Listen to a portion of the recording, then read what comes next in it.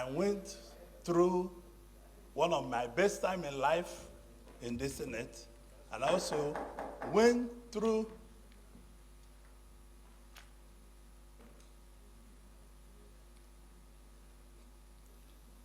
one of my difficult periods.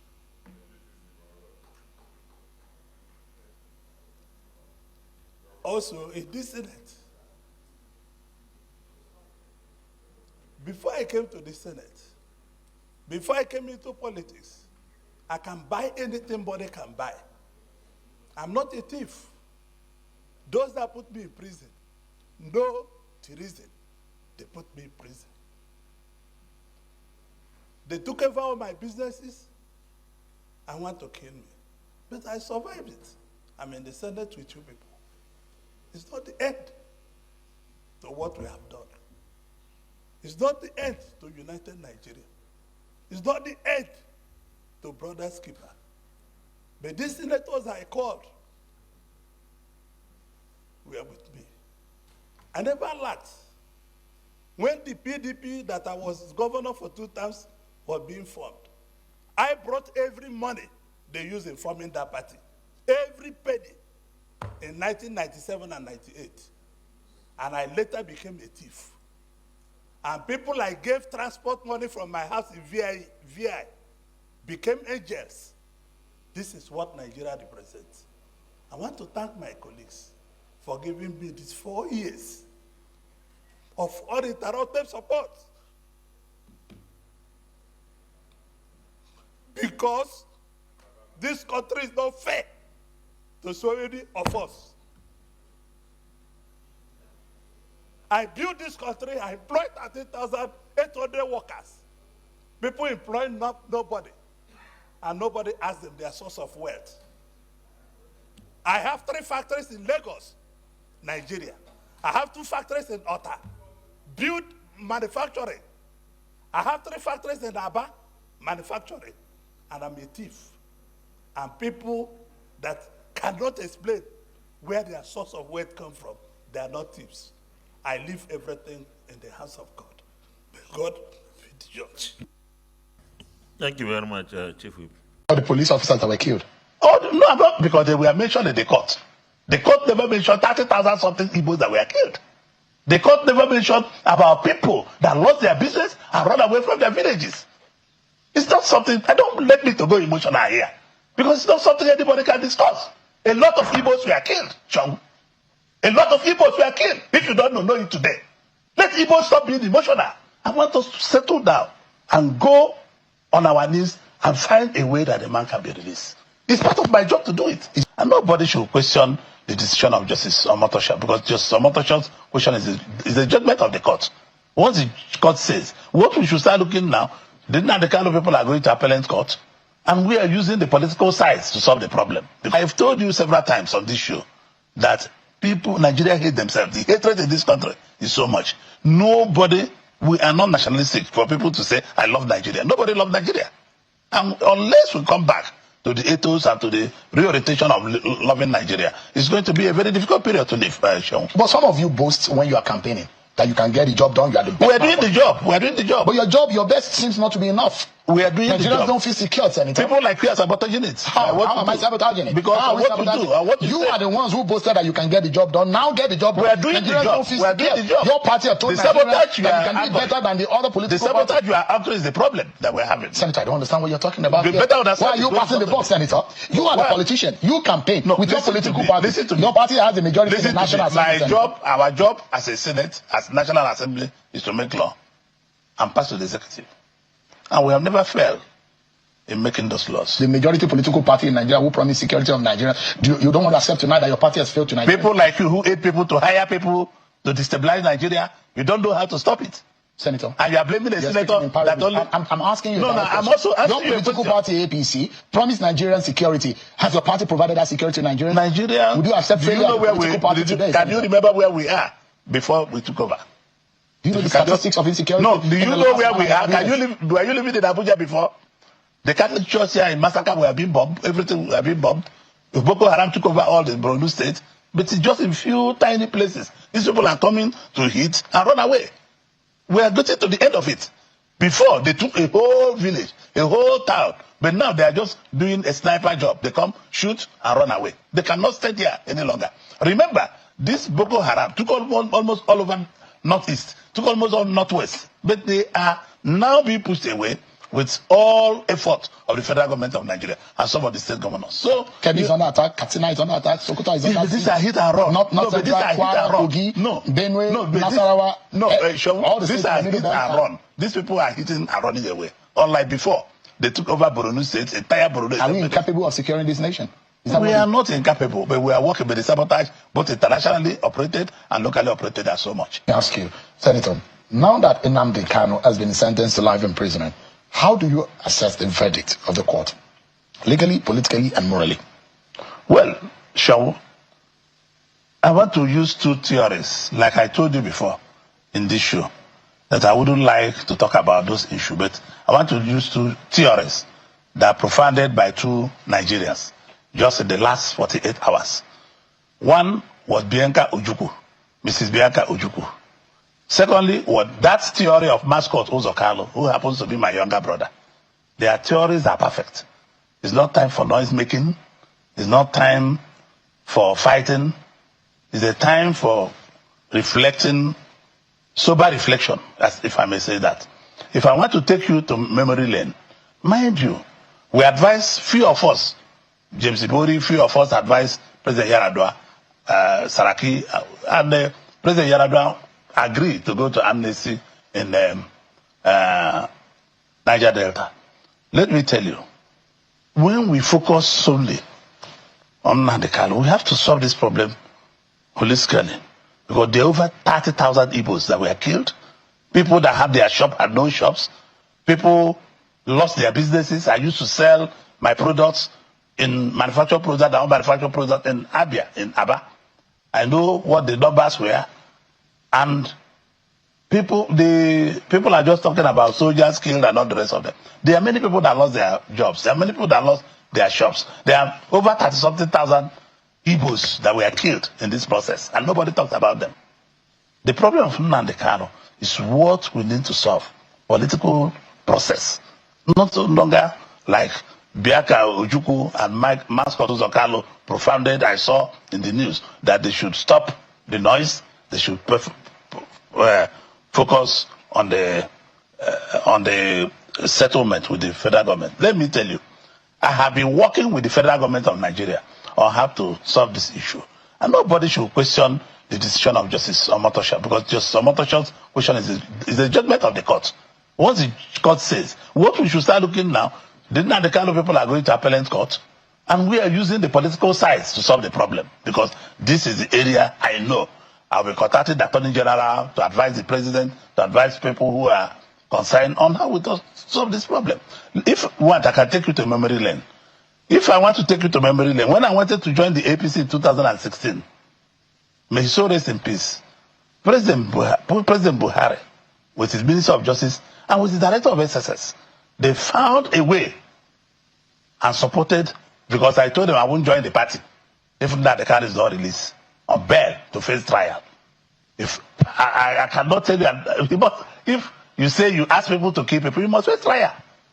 But I wanted him to be in his house, and even they were to release him to my house. I told them no. Where I live is sensitive. Release him to Omaya. We walked. Alhaji Lawan Daura is alive. And my call names.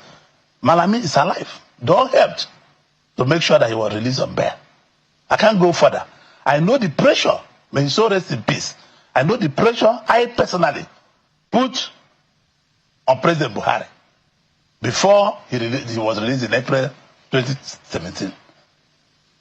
If people, other Igbos died, nobody's even talking about Igbos that were killed.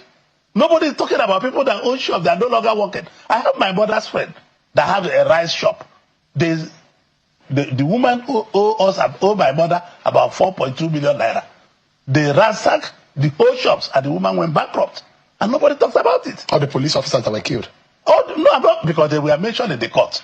The court never mentioned 30,000 something Igbos that were killed. The court never mentioned about people that lost their business and run away from their villages. It's not something, I don't let me to go emotional here. Because it's not something anybody can discuss. A lot of Igbos were killed, Chong. A lot of Igbos were killed. If you don't know it today. Let Igbos stop being emotional. I want us to settle down and go on our knees and find a way that a man can be released. It's part of my job to do it. Is it possible that Nnamdi Kanu can take responsibility of the course of action or whatever happened? Well, I don't know. I'm not him. I know my discussion. I promised President Buhari. I know my discussion with me and Nnamdi Kanu. I was the first that saw him in 2016.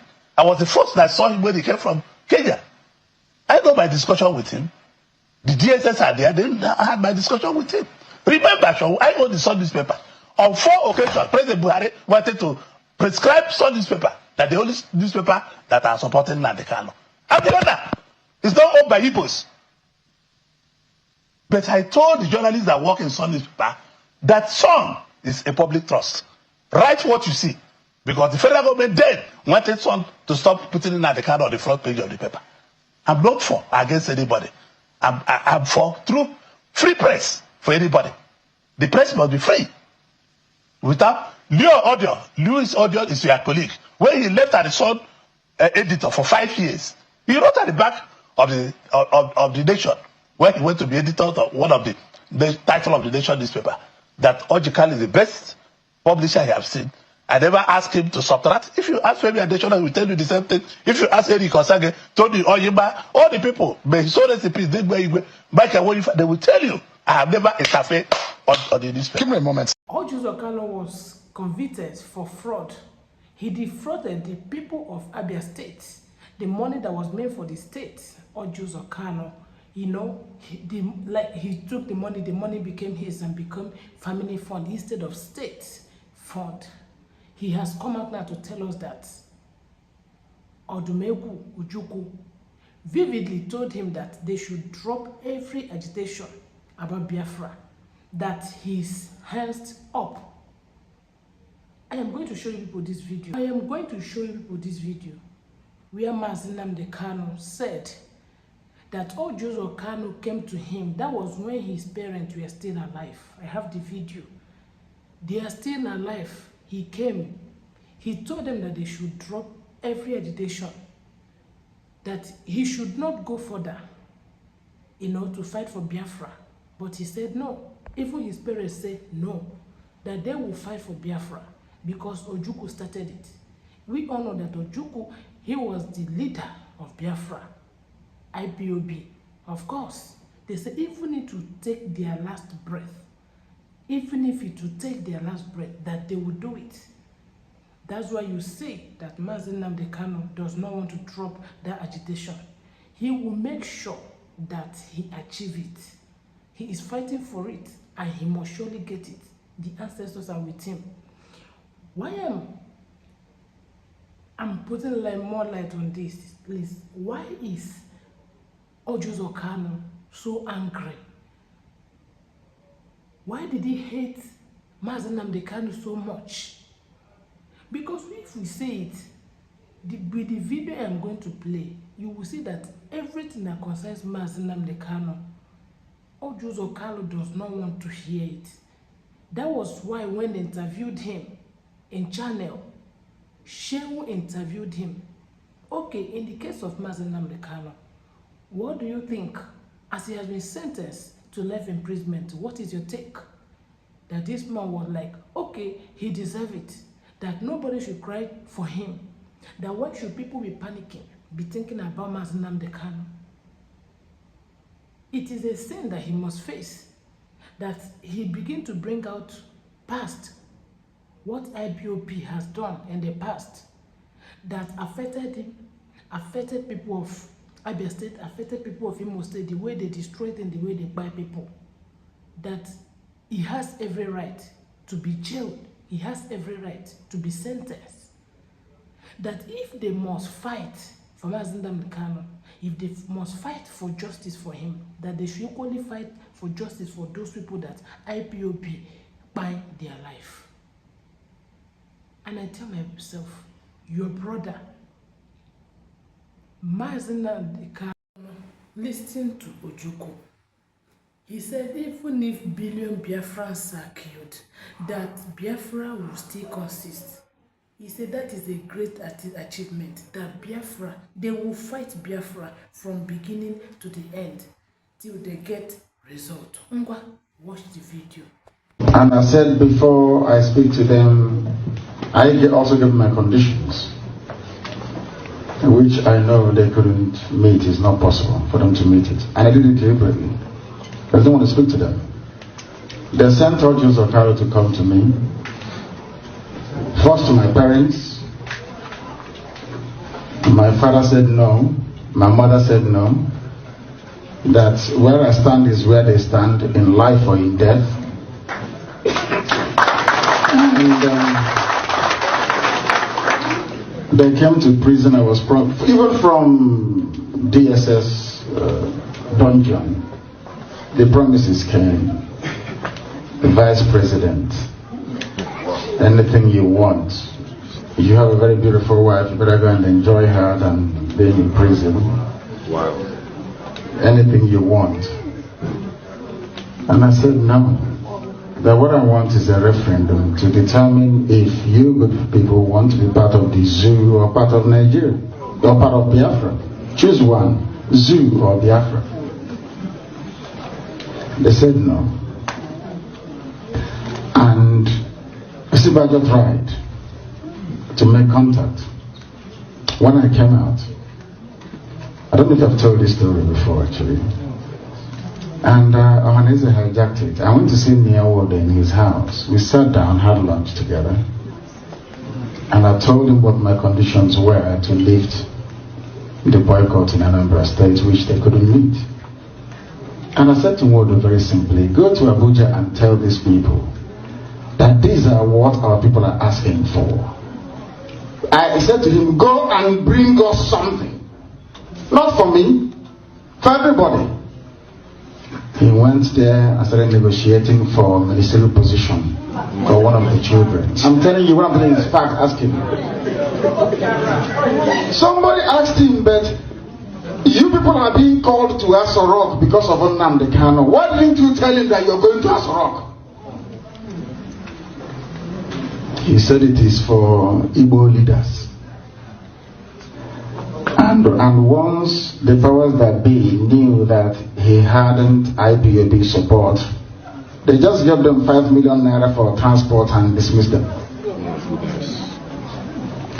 Hadn't Nyawodo remained with me? When the governors called me, I told them the same thing in front of Professor Ben Wabese.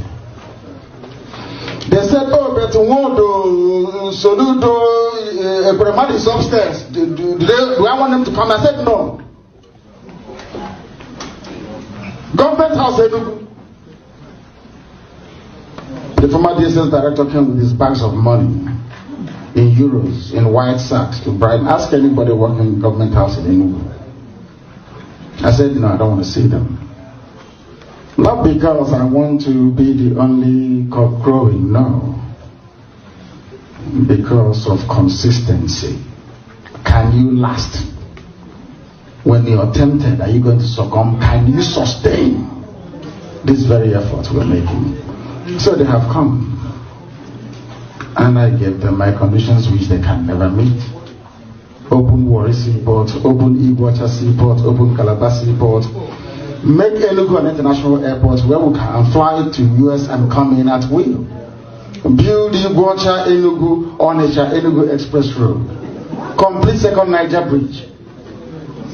Are these things difficult? No. As I'm telling you this, go and ask them in Asorok if your friends there. They have the piece of paper I gave to them. They ran away. Because some Igbo men were busy gossiping. Saying if you allow him, when he finishes fighting Nigeria, he will come here and fight us and kill all of us. That's what they said.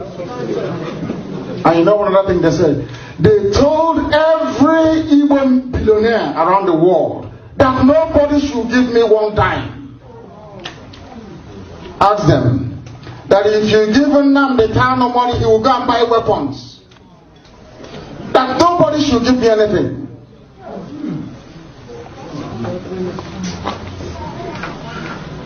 I'm going here in Agabiga. You won't believe it. That we are here by the grace of Elohim, not by any of our strength, to be honest with you.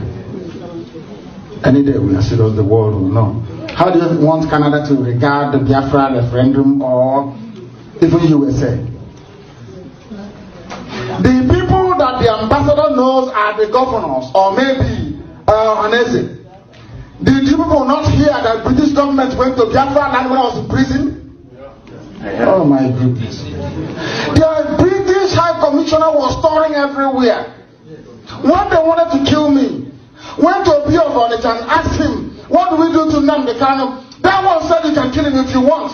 They went to Atusia. Atusia told them you can never touch him. If you touch him, this person will burn.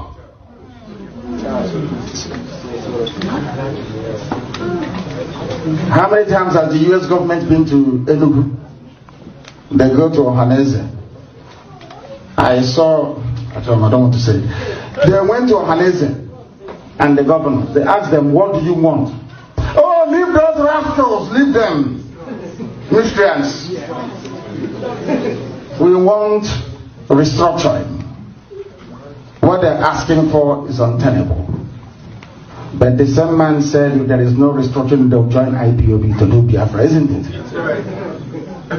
Did he complete what he said? No. Is he doing what he said he's going to do? No. And you want me to work with these people? It's not going to work. I say, and I'm a everything I do, I say it in the open. Not gossip. And those that spoke to Uche, I am going to Chicago to broadcast live to the whole world and tell them they're in trouble. I've told them every time they contributed to IPOB will be announced for the world to hear. Tell them there will be no hiding place for gossipers, even as far as I'm concerned, because I know what I have committed to this very movement. Not that I'll become Biafra president. No. So that I can take Nnamdi and Nnamdi back to the land of his ancestors. To that same land that Chukwu Kabiyama said, you people must be here.